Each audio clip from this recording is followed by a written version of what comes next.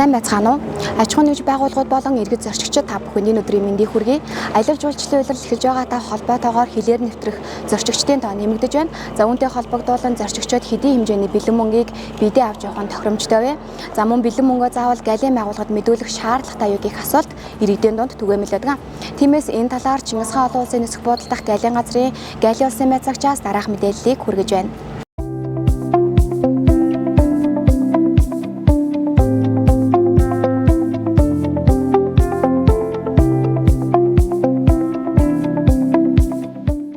За иргэд зорчигчдын дунд нэг ойлголт өгдөө шүү дээ. Хэрвээ гайлд одоо бэлэн мөнгөө мэдүүлвэл татвар хураамж авдгаа гэх ойлголт өгдөг. Энэ одоо үнэн үү? Тодорхой одоо хууль журамд одоо үүнтэй холбоотой заалт байдгүй. Үнэхээр ирвэл манай гайлын тухай хууль болон зорчигчийн хувийн хэрэглээг гайлын хэлээр нэвтрүүлэх тухай журамд бол ямарч бэлэн мөнгө мэдүүлэхэд татвар авна гэсэн заалт байхгүй байгаа. Тэгэхээр энэ бол буруу ойлголт юм аа. За тэгэхээр зорчигчид одоо биедээ авч явж байгаа бэлэн мөнгөө заавал гайлд мэдүүлэх үүрэгтэй байдгүй. Хэрвээ мэдүүлээгүй тохиолдолд ямар хуулийн хариуцлага нагдуулдаг вэ? Зорчигчийн хувийн хэрэглээний журам гэж байгаа. Түүн заснаар бол зорчигч Монгол улсын иргэн гадаад иргэн байсан ч 15 сая болон түүнтэй тэнцэх хэмжээний валют мөн цахим мөнгийг бол гайлын хэлээр нэвтрэхдээ заавал мэдүүлэх ёстой.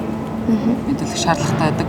Мөн гайл мэдүүлэхээс татгалзах тэгээд худал мэдүүлэх тохиолдол бол зөрчлийн тухай хуулиар шийдэгдэж зөрчлийн тухай хуулийн 11-22 санкцаар бэлэн мөнгийг хураах болон түүний 15% торгуул ногдуулдаг.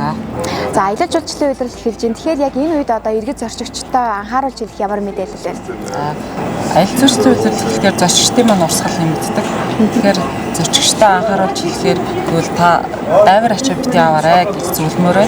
Хэрвээ та дайвар ачаа авсан бол зорчигчийн гайлын хэлээр гарахдаа нэвтрэхдээ улаан гарцыг сонгож нэвтрээд мөн гайлд мэдүүлэх бараатаа бол гайл үнэн зөвөөр мэдүүлээрэй гэж зөвлөмөр байна. За бид мэдээллийг Чингис хаан олон улсын нисэх буудал дахь галын газрын галын улсын байцаагч Ариун Зяагаас тодруулан хүргэлээ. Та бүхэн талаарх дэлгэрэнгүй мэдээллийг галын тухай хууль болон зорчигчийн хувийн хэрэглээний эд зүйлийг улсын хэлээр нэвтрүүлэх журмаас авах боломжтой. Галын ерөнхий газар